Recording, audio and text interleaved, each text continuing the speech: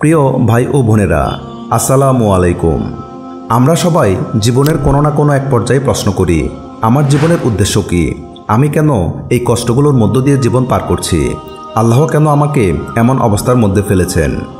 এই প্রশ্নগুলোর উত্তর অনেক সময় স্পষ্ট হয় না, কিন্তু কোরআন ও হাদিসে আমাদের এমন কিছু ইশারা দিয়েছেন যা প্রমাণ করে আপনি যদি নির্দিষ্ট কিছু অভিজ্ঞতার মধ্য দিয়ে যান, তাহলে আপনি আল্লাহর এক বিশেষ পরিকল্পনার অংশ।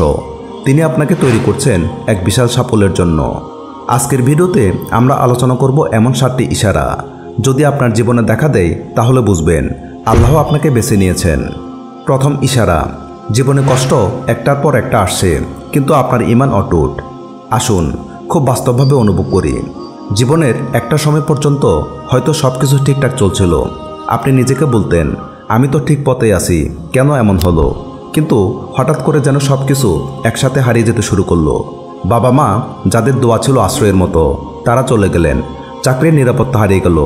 বন্ধুবান্ধব, আত্মীয়স্বজন যাদের উপর ভরসা করতেন, তারা আপনার পাশে নেই। দুনিয়ার চোখে এটা দুর্ভাগ্য। মানুষ বলবে হায় রে, কী কপাল ওর। কিন্তু কোরআনের চোখে এটি একটি পরীক্ষা। এটি কোনো দুর্ঘটনা নয়, এটি পরিচালিত পরিকল্পনা। আল্লাহ বলেন, আমি অবশ্যই তোমাদেরকে পরীক্ষা করব, কিছুটা ভয়, ক্ষুধা, ধন সম্পদ ও প্রাণের ক্ষতি দ্বারা, আর ধৈর্যশীলদেরকে সুসংবাদ দাও। আল্লাহ বলেন না হয়তো পরীক্ষা করব, তিনি বলেন আমি অবশ্যই করব। অর্থাৎ এই কষ্ট অনিবার্য। কিন্তু এই কষ্ট শুধু কষ্ট নয়, এটি আপনাকে একটি উচ্চতর স্তরে উন্নতি করার যাত্রা। কেন আসে একটার পর একটা কষ্ট?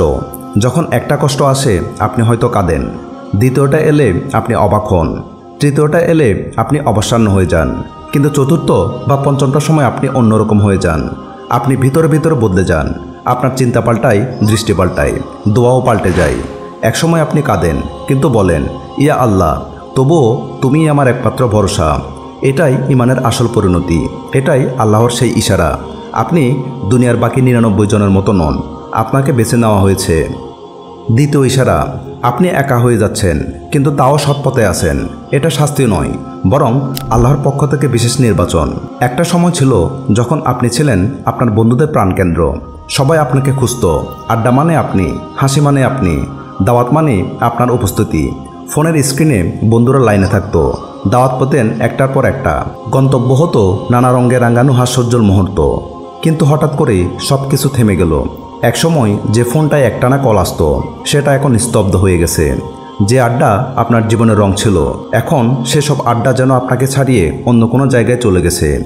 আপনার চারপাশে এখন ভারী নিস্তব্ধতা, যেন সব শব্দ হারিয়ে গেছে। কেউ নেই, কিছু নেই, শুধু আপনি, রাতের অন্ধকার আর চোখের নিঃশব্দ পানি। অনেকেই ভাবেন এটি বুঝি তার ভুলের শাস্তি, কিন্তু না, এই নিঃসঙ্গতা কোনো শাস্তি নয়। এটা হলো আল্লাহর পক্ষ থেকে এক পবিত্র আহ্বান, যাকে বলা হয় ডিভাইন সাইলেন্স। আল্লাহর পক্ষ থেকে এক গভীর ডাক, সবাইকে সরিয়ে দিলাম যেন তুমি আমাকে খুঁজে পাও। রাসূল সাল্লাল্লাহু আলাইহি ওয়াসাল্লাম বলেছেন, 7 শ্রেণীর মানুষ কিয়ামতের দিন আরশের ছায়া পাবে। তাদের মধ্যে একজন সেই ব্যক্তি যে নির্জনে আল্লাহকে স্মরণ করে এবং চোখে অশ্রু ঝরে। এটা সেই মুহূর্ত যখন আপনি কারো কাছে কিছু বলছেন না, কিন্তু আপনার হৃদয় চুপি চুপি আল্লাহকে ডাকছে, হে আল্লাহ, আমি একা, কিন্তু আমি তোমার জন্য এই একাকিত্বকে বরণ করেছি। যখন আল্লাহ কাউকে ভালোবাসেন, তখন তিনি তাকে নির্জনতা দেন। আমরা ভাবি বন্ধুবান্ধব না থাকলে অথবা পরিবার দূরে সরে গেলে, সম্পর্ক ভেঙে গেলে আমরা ব্যর্থ। কিন্তু সত্যটা হলো, আল্লাহ যখন কাউকে ভালোবাসেন, তিনি তাকে কিছু সময়ের জন্য নির্জনে নিয়ে যান। আল্লাহ যেন বলছেন, তুমি এতদিন সবার ভালোবাসা পেলে, এখন আমার ভালোবাসার সময়। তুমি এতদিন সবার ডাকে সাড়া দিলে, এখন কেবল আমার ডাকে সাড়া দাও। তুমি এতদিন অনেকের কথা শুনলে, এখন শুধু আমার কালাম শুনো। এই নির্জনতা আল্লাহর পক্ষ থেকে এক প্রশিক্ষণ। এই একাকিত্বের ভিতরে গড়ে ওঠে সবচেয়ে দৃঢ় ঈমান, যেমনটা হয়েছিল সাহাবীদের জীবনে। তৃতীয় ইশারা, অপরাধবোধ আপনার অন্তরকে জাগিয়ে তুলছে। একসময় আপনি গুনাহ করতেন আর তেমন কিছু ভাবতেন না। আজকাল ছোট ছোট গুনাহ আপনার অন্তর কেঁপে ওঠে। কখনো হঠাৎ কোনো পুরনো পাপ মনে পড়ে আর আপনি অজরে কাঁদেন। এই কান্না, এই অপরাধবোধ আপনার পবিত্রতা হারানোর নয়, বরং তা ফিরে পাওয়ার ইঙ্গিত। আল্লাহ বলেন, নিশ্চয়ই আল্লাহ তওবাকারীদের ভালোবাসেন। এই অপরাধবোধ আসলে রুহানির জাগরণ। যদি আল্লাহ আপনাকে ছেড়ে দিতেন, আপনি এই অনুভব করতেন না। তিনি আপনাকে ভুলতে দেননি, বরং আপনার গুনাহগুলো আপনাকে তওবার দিকে ঠেলে দিচ্ছে। এটা নিছক আত্মগ্লানি নয়, বরং এটি আপনার নবজন্মের প্রক্রিয়া। চতুর্থ ইশারা, দুনিয়ার মোহ কমে যাচ্ছে, আপনি আখিরাত নিয়ে ভাবছেন।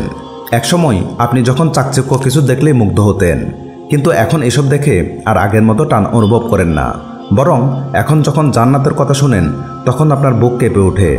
রাসূল সাল্লাল্লাহু আলাইহি সাল্লাম বলেছেন, যে ব্যক্তি দুনিয়াকে ভালোবাসে সে আখিরাতকে ভুলে যায়। আপনি যদি দেখেন এখন আর আপনি দুনিয়ার স্বপ্নে বিপুল না থেকে রাতে তাহাজ্জুদের জন্য অস্থির হন, জান্নাতের কথা শুনে চোখে পানি আসে, তাহলে বুঝে নিন আল্লাহ আপনার দৃষ্টি পরিবর্তন করছেন। তিনি আপনাকে দুনিয়ার মায়া থেকে বের করে আনছেন। এটা কেবল পরিবর্তন নয়, এটা নির্বাচিত হওয়ার আলামত। পঞ্চম ইশারা, আপনার হৃদয় ইবাদতের সময় অদ্ভুত প্রশান্তিতে ভরে যায়।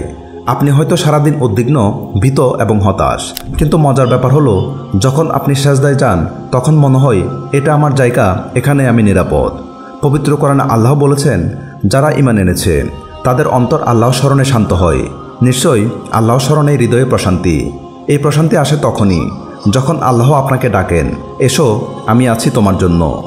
ষষ্ঠ ইশারা, আপনাকে আল্লাহ অন্যায় ও পাপ থেকে অদ্ভুতভাবে রক্ষা করেন।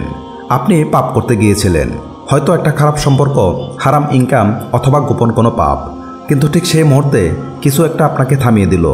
রাসূল সাল্লাল্লাহু আলাইহি সাল্লাম বলেন, যে ব্যক্তি আল্লাহর জন্য কোনো পাপ পরিত্যাগ করে আল্লাহ তাকে তার চেয়ে উত্তম কিছু দান করেন। আল্লাহ নিজ হাতে আপনাকে পাপ থেকে ফিরিয়ে নিচ্ছেন, কারণ আপনি তার পরিকল্পনার অংশ। তিনি চান না আপনি নষ্ট হয়ে যান। সপ্তম ইশারা, আপনার জীবন পরিবর্তনের পথে এগোচ্ছে, আপনি নিজেও তা বুঝে উঠতে পারছেন না। জীবনের রং বদলে যাচ্ছে। আগে আপনি যেখানে ছিলেন এখন তার কিছুই নেই, প্রিয়জন নেই, পুরনো জায়গা নেই, নিরাপত্তাও নেই, কিন্তু এর মাঝেও এক অদ্ভুত শান্তি কাজ করে। মনে হয় আল্লাহ কিছু করছেন, আমি শুধু বুঝে উঠতে পারছি না। আল্লাহ বলেন, আর হতে পারে কোনো কিছু তোমরা অপছন্দ করো অথচ তা তোমাদের জন্য কল্যাণকর, আর কোনো কিছু তোমরা পছন্দ করো অথচ তা তোমাদের জন্য ক্ষতিকর। বস্তুতপক্ষে আল্লাহ জানেন, তোমরা জানো না। এটাই হলো সব ইশারার চূড়ান্ত পয়েন্ট। আপনার জীবন এক নতুন পথে মোড় নিচ্ছে, কারণ আপনার গতিপথ যথেষ্ট ছিল না। আল্লাহ আপনাকে উঠিয়ে অন্য পথে আনছেন, যেখানে আপনি হবেন ইতিহাসের অংশ, অন্যদের অনুপ্রেরণা। প্রিয় ভাই ও বোনেরা, এই 7টি ইশারা যদি আপনার জীবনে থাকে তাহলে জেনে রাখুন আপনি একজন সাধারণ মানুষ নন, আপনি আল্লাহর এক বিশেষ পরিকল্পনার অংশ। আপনি প্রস্তুত হচ্ছেন এক বড় দায়িত্বের জন্য, একটি বিশাল সফলতার জন্য। এই পথ কঠিন, কিন্তু শেষটা চিরতরে সুন্দর। আপনার দোয়া, আপনার কান্না, আপনার একাকিত্ব সব কিছু আল্লাহ দেখছেন। প্রতিটি চোখের পানি জমা হচ্ছে, প্রতিটি দোয়া গ্রহণযোগ্য হচ্ছে। শুধু একটু ধৈর্য, একটু ঈমান আর একটু অপেক্ষা। আল্লাহ বলেন, নিশ্চয়ই আমার পরিকল্পনা সবচেয়ে শক্তিশালী। আল্লাহ যেন আমাদের সবাইকে এই ইশারাগুলো বোঝার তৌফিক দেন এবং সে বিশেষ পরিকল্পনার অংশ হিসেবে আমাদের কবুল করে নেন। আমিন।